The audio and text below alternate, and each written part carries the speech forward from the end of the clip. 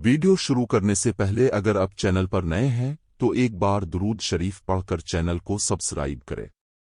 हम बिस्तरी के बाद क्या करना चाहिए?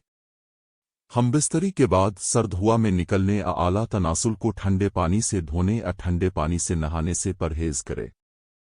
हम बिस्तरी के बाद बिलखुसूस जबकि खाली पेट में हम बिस्तरी की हो तब ठंडा पानी पीना या ठंडा मशरूब पीना सख्त नुकसानदेह है। इससे जिगर की हरारत कम हो जाती है और लकवा, फालिज, रशा जैसे अमराज पैदा होने का अंदेशा हो सकता है। हम बिस्तरी के फौराए बाद पेशाब कर लेना चाहिए क्योंकि इससे मादा तौलीद जो बारीक रगो नून ऊना में होता है खारिज हो जाता है।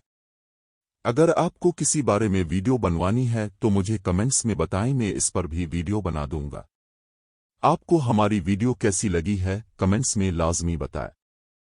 अगर अभी तक आपने हमारा चैनल सब्सक्राइब नहीं किया तो सब्सक्राइब कर दें ताकि आने वाली हर नई वीडियो अब तक पहुंचती रहे। बेल आइकन को दबाकर ऑल करके प्रेस करें। वीडियो अच्छी लगी हो तो लाइक कर दें, वीडियो को आगे शेयर कर दें लोगों की भलाई के लिए ताकि दूसरों को भी फायदा हो सके।